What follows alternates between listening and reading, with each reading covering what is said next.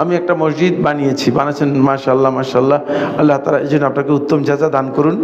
যিনি মান বানা লিল্লাহি মাসজিদান বানাল্লাহু লাহু বাইতান ফিল জান্নাহ, রাসূলুল্লাহ সাল্লাল্লাহু আলাইহি ওয়াসাল্লাম যে বলেছেন, আল্লাহ তাআলা আল্লাহ সন্তুষ্টির জন্য যে একটা মসজিদ তৈরি করে থাকে, আল্লাহ তাআলা তার জন্য জান্নাতের মধ্যে এরকম একটা মসজিদ ঘর তৈরি করে দিবেন, যেন আল্লাহ তাআলা এই ঘর আপনাকে দেন, যেটায় উপরতলায় মহিলাদের জন্য, নিচতলায় পুরুষ। কিন্তু ইমাম সাহেব হাদিসের বিস্তারিত আলোচনার মাসলা দিয়েছেন যে মসজিদে মহিলাদের আসার ব্যাপারে অনাগ্রহ দেখিয়েছেন, এতে ফিতনা বাড়তে পারে, তাই মহিলা আসা বন্ধ রয়েছে।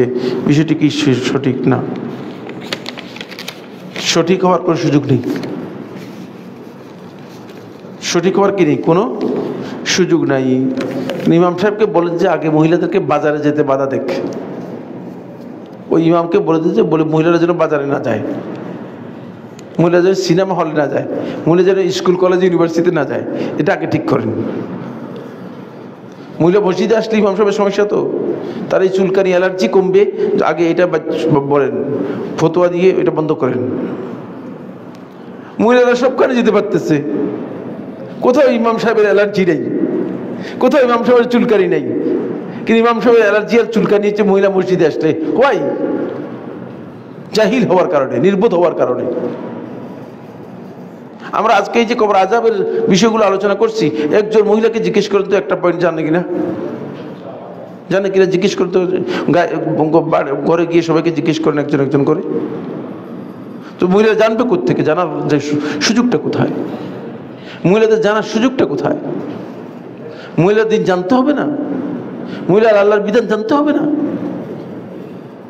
সুতরাং ইমাম সাহেব জাহিলি যে ফতোয়া দিয়েছেন, এই ফতোয়া আল্লাহ রাসূলের ফতোয়ার সাথে কি নেই, কোনো মিল নেই।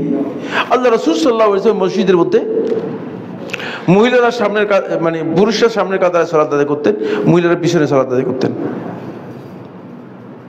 এমনকি একজন মহিলা একদিন তিনি তাড়াহুড়ো করে এসে পুরুষদের কাতারে এসে ঢুকে দাঁড়িয়ে গেলেন। সাহাবী বর্ণনা করেন যে আমি বুঝতে পারলাম যে সে ভুল করেছে, আমি বুঝতে পারলাম যে সে ভুল করেছে। তখন আমি সালাতের মধ্যে তাকে বললাম যে তুমি কি পুরুষ না মহিলা? তখন তার টনক টনক নড়েছে, তখন সে আশেপাশে দেখেছে সব পুরুষ, তখন তিনি পিছিয়ে গেলেন, তখন তিনি পিছিয়ে গেলেন। আল্লাহ রাসূলের মসজিদের মধ্যে বাবা মহিলারা নামাজ পড়তেছে, পর্দাও নাই, মানে এই ধরনের কোনো আলাদা পর্দাও নেই, মহিলারা পিছনে কাতারে সালাত আদায় করতেন। আর সেখানে আপনার এই হুজুরের অ্যালার্জি, কারণ কি এই সময় অ্যালার্জি? এই সমস্ত হুজুরদেরকে দ্বীনের ব্যাপারে মানে তাদেরকে জ্ঞান দিতে হবে।